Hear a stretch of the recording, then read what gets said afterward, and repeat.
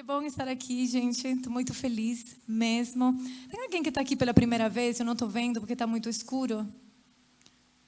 Não? Amém. Então, sejam todos bem-vindos, família DEC. Gente, eu não sei vocês, mas eu amo estar na presença do Senhor. Eu amo estar na casa do Senhor. E eu creio de verdade, assim, que não há nada que possa se comparar, sabe? Muitos de vocês, quantos de vocês já foram a uma balada? Levanta a sua mão. Só Dani? 1, 2, 3 também. Gente. Tá bom, então. Gente, uma balada não se compara. A gente está com alguém que não se compara, sabe? Estar na presença do Senhor é simplesmente maravilhoso. Então, é um privilégio a gente estar aqui. É um privilégio a gente poder estar na casa do Senhor. É um privilégio a gente pular junto, cantar junto, adorar junto, orar junto, gritar junto. É maravilhoso, é um presente do Senhor. Então, quero que você saiba que eu estou muito, mas muito feliz de estar aqui. Isso significa que a gente não passa por problemas? Não. Isso significa que durante a semana as coisas não ficam corridas, punk e difíceis? Não. Só que a presença do Senhor, o amor do Senhor, estar com Ele é muito melhor, maior, muito mais prazeroso, muito mais maravilhoso. Então a gente sabe que independente das nossas lutas, e se você não sabe, pega essa palavra agora, independente das nossas lutas, o nosso Deus, Ele é maior do que qualquer coisa. E Ele faz questão de estar aqui conosco, Ele faz questão de falar com cada um nessa noite. Então, Ele é lindo, Ele é bom. E a gente vai falar mais um pouquinho sobre Ele. Amém? A semana passada, o Pedro trouxe uma palavra muito encorajadora. E foi muito legal ouvir a palavra que ele trouxe. Não sei quem esteve aqui ou para quem conseguiu ouvir. Mas ele falou muito sobre 2 homens. E como esses 2 homens se posicionaram e decidiram fazer o que eles precisavam fazer para alcançar a terra prometida. E ele estava falando de Caleb e de Josué. E como que eles foram espiar aquela terra. E todos os outros 10 olharam e falaram, não dá. Não dá para conquistar, tem gigantes, é um terreno difícil, não dá para a gente ir lá, nós não vamos. E Josué e Caleb, eles se posicionaram e eles falaram, mesmo difícil, mesmo com esses gigantes, mesmo com toda a dificuldade, mesmo com todo o empecilho, nós vamos. E eles mudaram a história de todo aquele povo que estava saindo do Egito para alcançar a terra prometida. 2 homens que decidiram se posicionar. 2 homens que decidiram olhar para a promessa de Deus e não para os problemas. E enquanto o Pedro estava falando, e eu cheguei um pouquinho atrasada sábado passado, desculpa, normalmente não faço isso. Aí eu queria muito falar, e queria no final compartilhar uma palavra que Deus tinha me dado, de outros 2 homens que fizeram o oposto. Aí eu falei, eu vou lá. Eu falei, nossa, cheguei atrasada, já vou lá na frente. Melhor não, melhor vou deixar para o próximo sábado. E aí eu queria compartilhar com vocês sobre esses 2 homens que andaram com Jesus, que eram seguidores de Jesus, mas que na hora que o negócio apertou, na hora que a dificuldade veio, eles se encheram de tristeza, de dificuldade e começaram a ir para um caminho totalmente diferente. A história vocês já conhecem muito bem. A gente canta sobre isso, a gente tem uma música que canta sobre isso, inclusive. E eu queria falar sobre aquela passagem que está mesmo em Lucas 24, e que fala sobre aqueles 2 homens. A Bíblia diz 2 seguidores de Jesus, 2 discípulos que estavam indo para Emaús depois que Jesus tinha morto. E eu fiquei muito incomodada com aquela palavra, porque aqueles seguidores do Senhor estavam ali, totalmente cheios de tristeza, cheios de desesperança. E é sobre isso que eu queria falar nessa noite com vocês. Sabe quão perigoso é quando a gente deixa a desesperança, a falta de esperança encher o nosso coração. É muito perigoso. Aqueles homens eram discípulos de Jesus, significa que eles tinham andado com Jesus, significa que eles tinham visto os milagres de Jesus. Eles tinham ido de cidade em cidade, ouvido as pregações dele, ouvido quando ele falava sobre o reino dos céus, ouvido e visto quando ele curava, impunha as mãos, expulsava demônio, trazia cura. Mas esses homens também viram uma coisa muito difícil, que foi a morte de Jesus. Eles estavam ali, eles viram quando ele foi morto, eles viram quando ele foi crucificado. E depois de 3 dias, o dia que Jesus já tinha ressuscitado, eles não conseguiam voltar o seu olhar para aquelas promessas que Jesus tinha feito, porque eles estavam cheios de tristeza, cheios de desesperança. E a vida desses discípulos não é diferente do que a nossa. Quando a desesperança vem, quando a gente está lutando contra alguma coisa, quando a gente tem um sonho, um desejo, um anseio, uma coisa que gostaria de conquistar, e não acontece, ou acontece de forma diferente, a gente se frustra. E quando a gente se frustra e se enche de desesperança, a gente desiste. E antes de ir para a palavra, eu queria compartilhar uma história que eu ouvi, acho que 2 semanas, 3 semanas atrás, no início do mês de outubro. Eu estava fazendo um devocional e eu ouvi uma história, queria compartilhar com vocês. E nessa história, a pessoa que estava falando, ele compartilhava que certo dia, o diabo decidiu fazer um leilão. E ele decidiu vender todas as armas que ele usava para destruir a humanidade. Então imagina, o diabo fez um leilão e ele colocou todas as armas à disposição. E aí ele colocou a violência, ele colocou a destruição, ele colocou os prazeres sexuais, ele colocou as drogas, ele foi colocando um monte de coisa que ele usa para destruir a humanidade. E alguém veio e ficou olhando todas essas coisas, todas essas armas, e de repente parou em um objeto. E esse objeto era um objeto usado, um objeto velho, bastante desgastado. E aí ele se aproximou e disse: diabo, que coisa que é essa?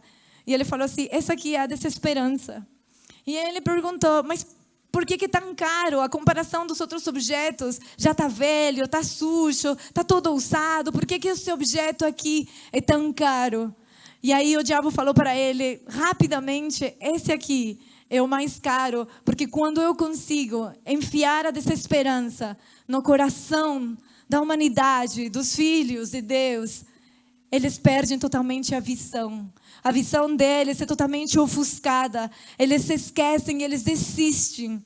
Essa é a minha melhor arma. Essa é a arma que eu uso para que eles se afastem, para que eles desistam. Essa é a arma que eu uso para que as mãos que estão intercedendo, as mãos levantadas sejam baixadas, para que as pessoas que estão ali clamando, orando, pedindo, esperando alguma coisa, desistam.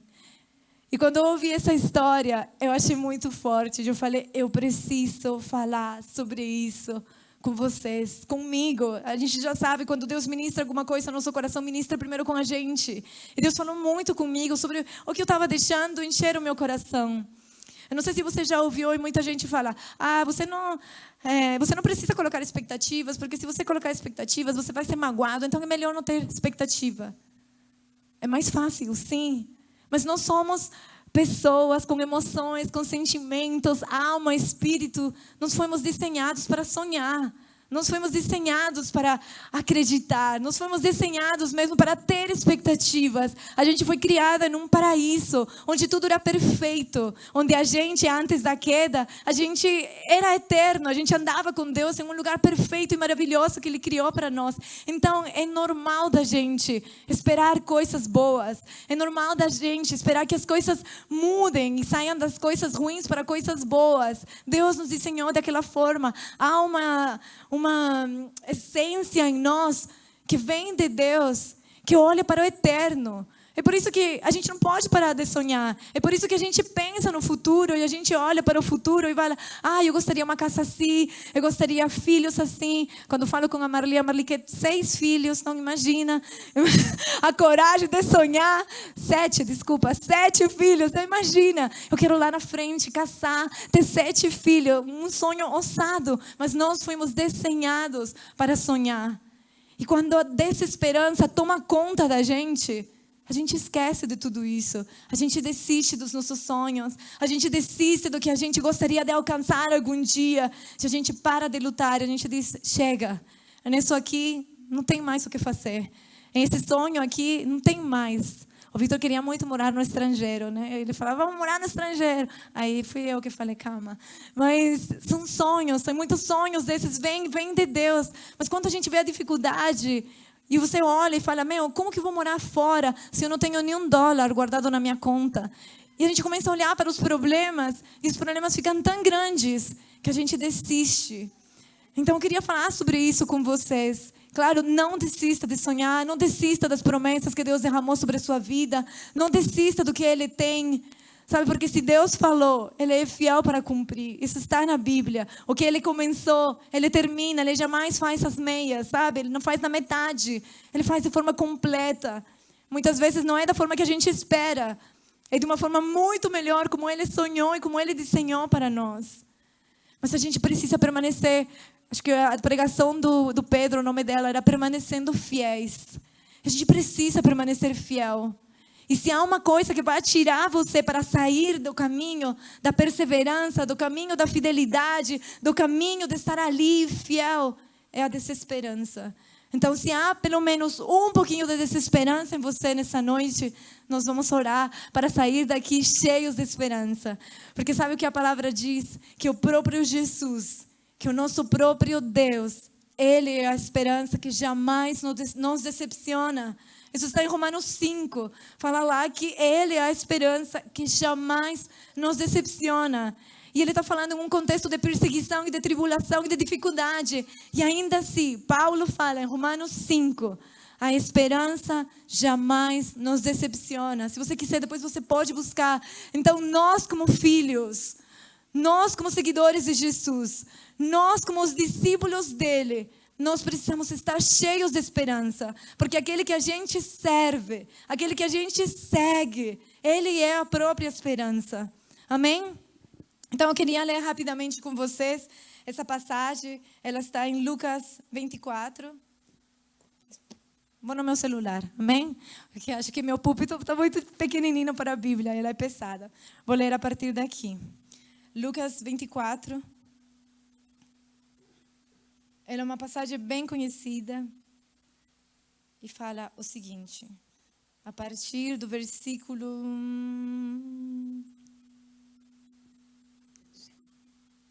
Gente, um eco. A partir do versículo 13, e fala assim: naquele mesmo dia, 2 deles estavam indo para um povoado chamado Emaús, a 11 quilômetros de Jerusalém. No caminho, conversavam a respeito de tudo o que tinha acontecido. Enquanto conversavam e discutiam, o próprio Jesus se aproximou e começou a caminhar com eles, mas os olhos deles foram impedidos de reconhecê-lo. E lhes perguntou, Jesus perguntou àqueles 2 homens, ou àqueles 2 discípulos, sobre o que vocês estão discutindo enquanto caminhavam. E eles pararam e com os rostos entristecidos. Eu queria que você salvasse essa palavra, a gente vai voltar nela. A palavra diz, nesse versículo 17, que esses discípulos estavam com os rostos entristecidos. E continua. Um deles, chamado Cleopas, perguntou-lhe: você é o único visitante em Jerusalém que não sabe das coisas que ali aconteceram nesses dias? Que coisas? Perguntou Jesus. O que aconteceu com Jesus em Nazaré, responderam eles. Ele era um profeta, poderoso em palavras e em obras diante de Deus e de todo o povo. Os chefes dos sacerdotes e as nossas autoridades o entregaram para ser condenado à morte e o crucificaram. E nós esperávamos que ele ia trazer a redenção a Israel. E hoje é o 3º dia desde que isso aconteceu. Os discípulos, eles estavam saindo de Jerusalém, eles estavam indo para um caminho para Emaús, a 11 quilômetros de Jerusalém. Eles estavam, a palavra do Senhor diz, tristes, entristecidos, cabisbaixos. Palavra em português, tá certo? Estavam ali, cabisbaixos, tristes, andando, possivelmente se perguntando sobre tudo que tinha acontecido. E eu creio, no meu entendimento, que eles estavam super desanimados, sabe? E super desapontados e frustrados, porque, como a palavra diz, e a gente acabou de ler, eles estavam esperando que Jesus, o Messias prometido, ia trazer a redenção para Israel e para o povo. E na hora que Jesus foi morto, na hora que ele foi crucificado, aquele sonho, aquela esperança, aquela promessa de redenção foi embora. Ao ponto que eles não queriam mais permanecer nesse lugar, eles estavam indo para o caminho contrário. Isso que a Bíblia diz. E olha Jesus, lindo e maravilhoso o que ele decidiu fazer. Jesus já tinha ressuscitado. A Bíblia diz que era o terceiro dia. Se vocês leem o início do capítulo, vocês vão ver que Jesus ele ressuscitou. E os anjos estavam falando para as mulheres: ele não está aqui, ele não está mais aqui, ele ressuscitou. E aí Jesus, já ressurreto, podendo ir embora com o Pai e partir logo, deixar esse mundo para trás, depois de tudo que ele viveu, ele decidiu se apresentar aos seus discípulos. E a Bíblia ela vai narrar vários encontros de Jesus com os seus discípulos. Esse é um deles. Um dos encontros em que Jesus decide se aproximar dos seus discípulos, entristecidos, desacreditados, frustrados, desanimados, sem esperança diante do que tinha acontecido. E Jesus vai e fala com eles. Jesus não vai com o intuito de falar: meu, vocês são péssimos, olha vocês o que vocês estão fazendo. Eu andei com vocês por 3 anos e vocês esqueceram. Vocês viram tudo o que eu fiz e vocês esqueceram. Jesus não foi com esse intuito, mas sim com o intuito de abrir os olhos deles e fazer que a esperança voltasse para eles. E Jesus vai e começa a conversar com eles. E a palavra do Senhor diz que os olhos deles estavam impedidos de reconhecer Jesus. E eles foram falando ao longo do caminho. E eles foram contando para Jesus tudo o que tinha acontecido. E olha só o que acontece. No capítulo 22, os próprios discípulos falam para Jesus: as mulheres falaram que viram um anjo. As mulheres falaram que Jesus ressuscitou. Mas a gente não viu, então, né? A gente não tem como acreditar que isso é verdade ou não. Eles andaram com Jesus. Eles viram os milagres que Jesus fez. Eles sabiam o que Jesus tinha falado, que era necessário que ele padecesse, que ele fosse morto, para que a redenção, a salvação viesse sobre o mundo. E ainda assim, eles continuaram desacreditados. As mulheres vieram falar: meu, um anjo apareceu para nós, Jesus está vivo. Eles não conseguiam ainda se acreditar. Os olhos deles ainda estavam fechados. A esperança tinha ido embora totalmente. E aí nós vamos continuar lendo o que Jesus fala para eles.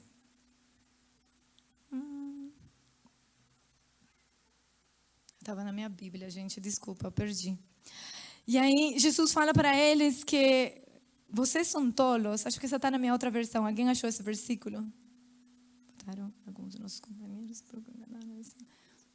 Aí no versículo 25, na versão que eu tenho na minha Bíblia, Jesus fala para ele: como vocês são tolos, como é difícil vocês entenderem, como é difícil vocês acreditarem. Mas na NVI fala o seguinte: e ele lhes diz: como custa a vocês entender e como demoram a crer em tudo que os profetas falaram. Não devia o Cristo sofrer todas essas coisas para entrar na sua glória? E aí ele continua falando, e começando por Moisés e todos os profetas, explicou-lhes o que constava a respeito dele em todas as escrituras. Jesus foi tão maravilhoso, gente, que ele fez questão de ir atrás dos seus discípulos quando eles estavam indo para o caminho errado, com o intuito simplesmente de encher eles mais uma vez de esperança e falar: tudo que vocês ouviram é verdade. Eu ressuscitei, eu estou aqui e eu vim para trazer esperança para vocês. E eu não vou partir até que essa esperança encha vocês. A Bíblia diz que esses 2 discípulos pediram para ele ficar mais um tempo. E eles falam também que quando eles pediram para ele ficar, convidaram Jesus para se assentar e comer junto com eles. E no versículo 30 vai falar assim: quando estava à mesa com eles, tomou o pão, deu graças, partiu e deu a eles. Então os olhos deles foram abertos e eles reconheceram, e ele desapareceu da vista deles. 32. Perguntaram-se uns aos outros: não queimava nosso coração enquanto ele nos falava no caminho sobre as Escrituras?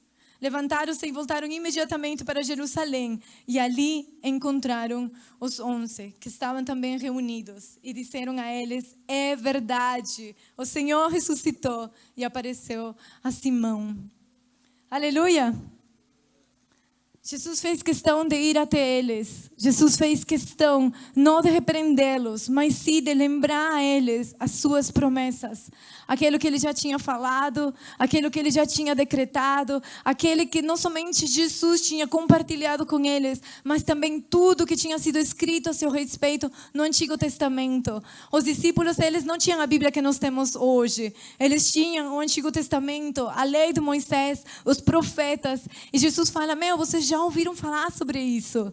Vocês já sabem que tinha que acontecer tudo isso com o Messias. E eu estou aqui para lembrar vocês. E eu estou aqui para que vocês creiam de novo. E eu estou aqui para que vocês vejam. Para que vocês se enxerguem. Para que vocês me reconheçam. Para que vocês saibam que eu estou vivo.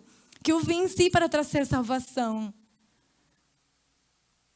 E eu creio que Jesus quer nos lembrar dessas verdades nessa noite, sabe? Ele quer trazer à memória tudo que a gente já sabe dele e tudo que a gente se esqueceu dele. E lembrar, como nós cantamos aqui hoje, que ele ressuscitou, que para sempre ele reina.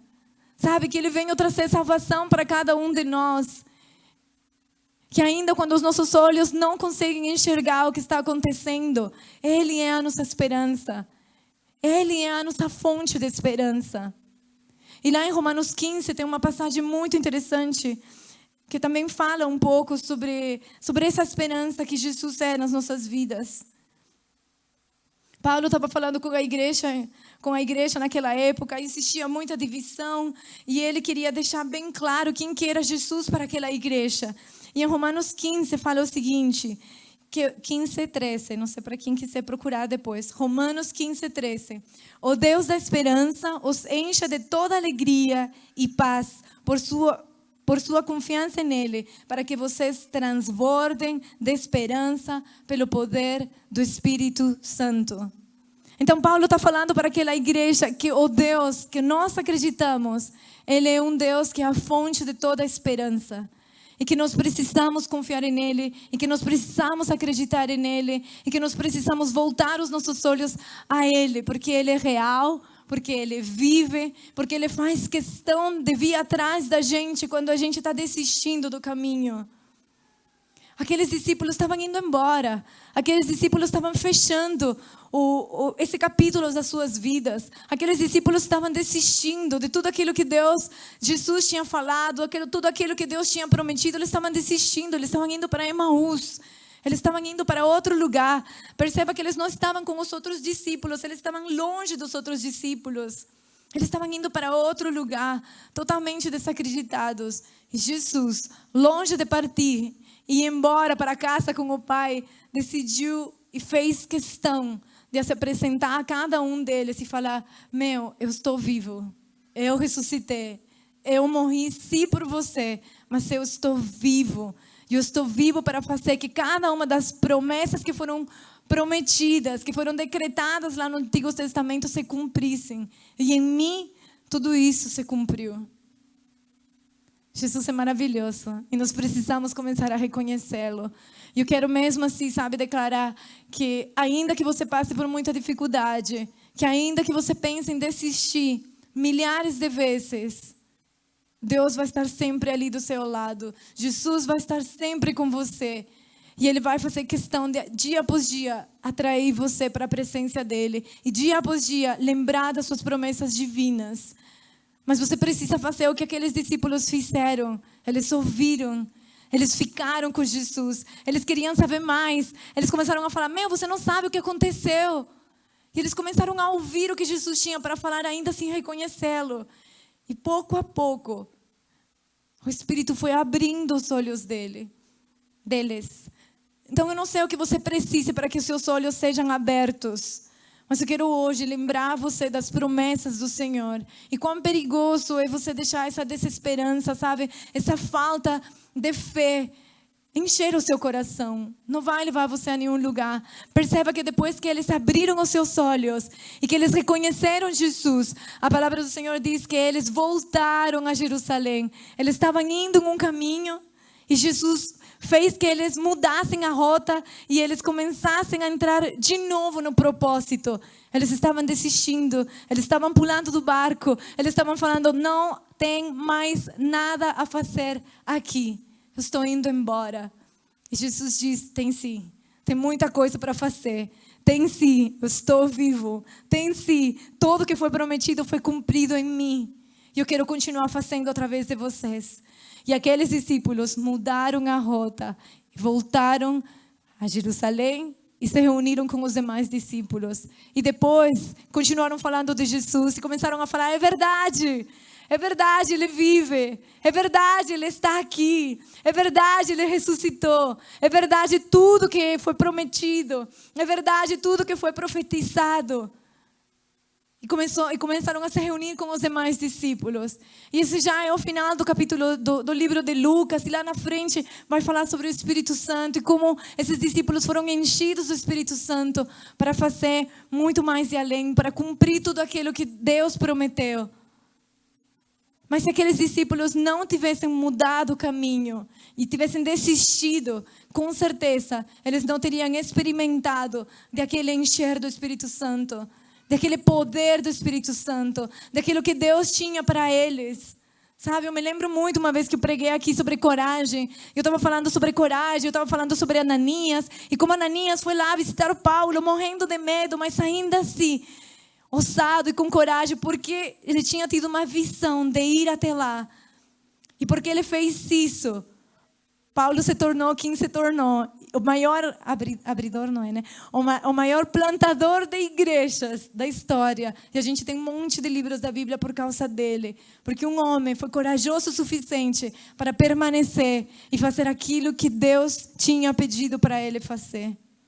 E hoje eu não sei o que Deus pediu para você fazer. O que Deus colocou na sua mão. O que Deus tem colocado na sua mão. O que Deus tem entregado nas suas mãos. O que Deus tem decretado para você. E o que Ele quer fazer através da sua vida. Eu não sei. Mas você sabe exatamente o que o Senhor sonhou para você. E se você não sabe, eu penso que nessa hora, quando a gente vai orar, você peça para Ele te revelar. Mas com certeza, Ele colocou alguma coisa na sua mão. E se você não desistir, eu tenho certeza que você vai conseguir ver o cumprimento daquela promessa na sua vida. Não vai ser fácil, vai ser difícil. Eu acho que a gente já falou isso várias vezes aqui no nosso culto. Não é fácil. Haverão lutas. Haverão empecilhos. Haverão coisas no meio do caminho que vão querer que você desista. Mas se você colocar a sua confiança firme no Senhor, você vai ver tudo que o Senhor vai fazer. E posso te garantir, é muito melhor de tudo que você imagina. É muito melhor do que tudo que você sonha. É muito melhor de tudo que você espera. Se você disser, sim, Senhor, eu quero permanecer. Ainda que não seja minha vontade, porque minha vontade é ir embora. Mas que se faça a tua e não a minha. Sabe, nós temos orado mesmo por ver mudanças acontecendo no nosso ministério. Nós temos orado para o Senhor fazer grandes coisas. Nós temos orado, clamado, pedido para o Espírito se mover. Mas a gente precisa dessa urgência, desse senso de urgência, sabe? Em cada um de vocês. De saber, eu faço parte disso. Eu não estou aí somente enchendo cadeira. Aliás, tem muita cadeira vazia nesse lugar. Sabe? Você não veio simplesmente para encher esse espaço. Jesus chamou você. Eu creio que Ele hoje quer lembrar essas promessas, aquilo que Ele decretou, aquilo que Ele prometeu, aquilo que Ele falou, eu quero que o Wilker vá lá e alcance o bairro dele. Sabe? Eu quero lá que a Jennifer fale também com o bairro dela, que é mais distante ainda. Eu quero que a Yanka, sabe, continue ministrando e falando do meu amor no meio do louvor. Eu quero que o Dani Ferreira alcance todo mundo lá no seu trabalho. Aleluia! Eu creio que Deus tem coisas para nós, mas nós precisamos tomar posse daquilo que o Senhor já decretou para cada um de nós. Como Pedro estava falando na célula passada, no sábado passado, de falar, o Senhor prometeu essa terra e eu vou tomar posse dela. E se eu tiver que enfrentar gigantes, eu vou enfrentar gigantes, mas eu vou tomar posse dessa terra. E a gente vai ter que enfrentar um monte de coisas. Eu estava falando com o Vitor essa semana. Eu tive uma conversa com uma pessoa. E eu fui muito confrontada, assim. comigo mesmo e as coisas que eu acredito, não acredito, fortalezas espirituais que foram levantadas na minha mente, e falava, não, eu preciso mudar, eu preciso correr atrás disso, eu vou buscar aquilo, eu quero andar no sobrenatural, eu não quero andar mais no que os meus olhos veem, eu quero andar no sobrenatural. E aquela pessoa me perguntava, Grace, você conhece a Grace espiritual? A sua graça espiritual. Eu falava, minha graça espiritual? Aí, sabe, aí um monte de coisas começaram a ser confrontadas na minha mente. Eu falei, Senhor, seja o que eu estou pensando agora, que não vem de você, muda a minha rota, muda o meu caminho. Se eu estou andando no caminho errado, me coloca de volta para perto, como o Senhor fez com aqueles discípulos. A palavra do Senhor diz lá em Provérbios, que se nós entregarmos, confiarmos todos os nossos caminhos ao Senhor, Ele começa a endireitar as nossas veredas. Então Ele começa a endireitar o nosso caminho. Se a gente está tentando fugir para um lado, Ele traz você de volta. Se a gente está tentando desacreditar das coisas, Ele fala, calma, vem cá, que há esperança, que há ainda muita coisa para você fazer. Mas nós precisamos nos colocarmos em essa posição de falar, Senhor, a Tua palavra diz que o Senhor me sonda e me conhece, que o Senhor sabe os meus pensamentos, que o Senhor sabe o que vai sair da minha boca ainda antes que a palavra venha, o Senhor sabe. Então o Senhor sabe você, conhece você, Ele sabe o que Ele decretou para você. Mas você precisa colocar em essa posição de humildade, vulnerabilidade, e falar, Senhor, sonda meu caminho. Senhor, se há desesperança em mim, arranca ela, me enche de esperança mais uma vez. Sabe, nós conhecemos o Senhor, mas as coisas que nós deixamos encher o nosso coração podem cegar a nossa visão e podem fechar os nossos olhos daquilo que Deus quer fazer. Eu quero mesmo que hoje a gente cante, ore e clame para que nós possamos reconhecer o Senhor. Se nós reconhecermos Ele e nós confiarmos os nossos caminhos a Ele, eu te garanto, meu irmão, o que você vai viver vai ser sobrenatural e vai ser além de tudo que você pensou. Eu já vivi, o Vitor já viu coisas que ele não imaginava, gente. A gente já viveu tanta coisa, falou, como? É só pela graça do Senhor. Então se coloque nessa posição de vulnerabilidade. Eu queria, mais já para fechar um pouco, e o louvor também pode vir, se quiser, falar um versículo para vocês. O Pedro mencionou parte dele no sábado passado, mas eu queria voltar uns versículos antes ao que ele falou. Essa palavra está em Hebreus 10, e ela fala assim, por isso, não abram mão da confiança que vocês têm. Ela será ricamente recompensada. Vocês precisam perseverar, de modo que quando tiverem feito a vontade de Deus, recebam o que Ele prometeu. Pois em breve, e muito em breve, aquele que vem virá e não demorará. Eu queria deixar esse versículo para vocês muito forte, assim, para vocês entenderem. A Bíblia diz, não abra mão da confiança que você tem. Não abra mão da confiança que você tem em Deus. Não abra mão, sabe, de acreditar nele. Não abra mão e jogue a toalha e fale, isso aqui já não dá. Isso aqui já não tem solução. Pode ser que aos seus olhos humanos não haja solução mesmo. Não tenha mais o que você possa fazer humanamente falando. Alguém doente há muito tempo que de repente não tem mais o que fazer. Algum trabalho pelo que você orou e gerou e pediu e não chegou e você não pode mais fazer nada. E aí isso vai enchendo você de desesperança. Mas a Bíblia diz, não abra mão daquela confiança. Porque se você perseverar, você certamente será recompensado. Então hoje eu quero lembrar vocês aqui nessa noite, que o nosso Deus, Ele é a esperança que jamais defrauda. Se as pessoas decepciona. Se as pessoas decepcionaram você, eu peço perdão por isso. Se a igreja decepcionou você, eu peço perdão por isso. Se nós como líderes decepcionamos vocês, se falhamos com vocês, eu peço perdão por isso. Mas Jesus, Ele jamais nos decepciona. Eu não estou inventando isso, gente. Vai lá, Romanos 5, 3 ao 5. Fala exatamente isso. Ele é a esperança que jamais decepciona. Se você falou, não, mas Jesus não estava quando eu fui lá. Mentira, ele estava, você não viu. Mas ele estava lá. Se você não sentiu, se você não percebeu, isso não tem nada a ver com Jesus. Você que não abriu o seu coração para aquilo, porque Ele estava ali. A palavra do Senhor diz que mesmo que pai e mãe nos abandonem, que são as pessoas mais próximas da gente, mesmo que pai e mãe abandonar você, desamparar você, contudo, eu jamais desapontarei você, eu jamais abandonarei você, eu jamais deixarei você. Isso está nos Salmos, agora não me lembro em qual, acho que 24, 27. Mas isso também está na Bíblia. Nós precisamos nos encher de esperança nessa noite.